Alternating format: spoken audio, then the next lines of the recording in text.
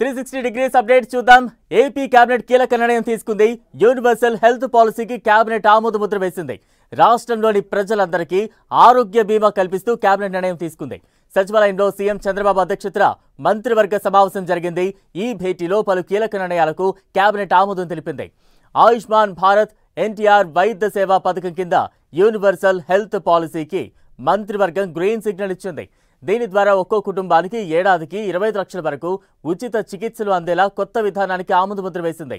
ఆర్థిక స్థితిగతులతో సంబంధం లేకుండా అందరికీ హెల్త్ పాలసీ అమలు ఎలా నిర్ణయం తీసుకుంది. రాష్ట్రంలోని 1,63,00,000 కుటుంబాలకు ఆరోగ్య బీమా అందేలా ప్రభుత్వం కార్యాచరణ రూపొందించింది. ఏపీ మంత్రివర్గ సమావేశం అనంతరం రాజకీయ అంశాలపైన చర్చించారు మంత్రులు. ప్రధానంగా సోషల్ మీడియా పోస్టులపైనే చర్చించారు. సోషల్ మీడియాలో తప్పుడు ప్రచారాలు విపరీతంగా జరుగుతున్నాయని, దీన్ని అడ్డుకునేలా చర్యలు తీసుకుందామని సీఎం చెప్పారు. దీనికోసం విధి విధానాలు రూపొందించేందుకు మంత్రివర్గ ఉపసంఘం ఏర్పాటు చేయాలని నిర్ణయించారు. హోంమంత్రి అనిత, నాదెండ్ల మనోహర్, అనగాని, పార్థసారథులతో ఏర్పాటు కానున్న కేబినెట్ సబ్ కమిటీ కొత్త చట్టం తీసుకొచ్చేందుకు నిబంధనల రూపకల్పనకు కృషి చేయనుంది. తప్పుడు పోస్టులు పెట్టే వారిపై కఠిన చర్యలు ఉండేలా చట్టం ఉండాలని సీఎం ఆదేశించారు. భావ ప్రకటన స్వేచ్ఛ ఉండొచ్చు, కానీ అది శృతి మించకూడదన్నారు. ప్రభుత్వంపై విమర్శలతో పాటు ఎన్డీఏ భాగస్వామి పక్షాలపై ఎలాంటి విమర్శ వచ్చినా గట్టిగా తిప్పికొట్టాలని సీఎం ఆదేశించారు.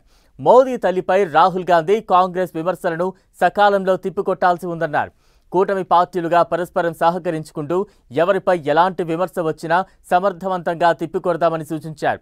కిలేడి అరుణ వ్యవహారంలో అధికారులు సరైన రీతిలో స్పందించకపోవడం వల్ల నేతలు నిందపడాల్సి వస్తోందని నాదెండ్ల మనోహర్ కేబినెట్ దృష్టికి తీసుకువచ్చారు.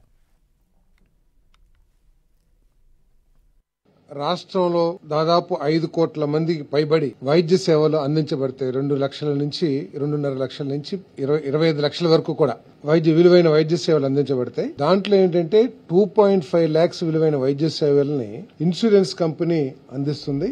2.5 లక్షల నుంచి 25 లక్షలు విలువ చేసే వైద్య సేవల్ని డాక్టర్ ఎన్టీఆర్ ట్రస్ట్ ఏదైతే ఉందో ఆ ట్రస్ట్ ద్వారా సేవలు అందించబడతాయని చెప్పేసి మనం చేస్తాను. గత ప్రభుత్వం బట్ ఇప్పుడు 25 లక్షల వైద్య సేవలు అందించడం, అది కూడా రాష్ట్రంలో ప్రతి ఒక్కరికి కూడా only EHS employment housing scheme ఎవరైతే పొందుతున్నారో వాళ్ళకి తప్ప మిగతా వాళ్ళందరికీ కూడా, రాష్ట్రంలో ప్రజలందరికీ కూడా ఈ వైద్య సేవలు అందించబడతాయని చెప్పి మనం చేస్తాను.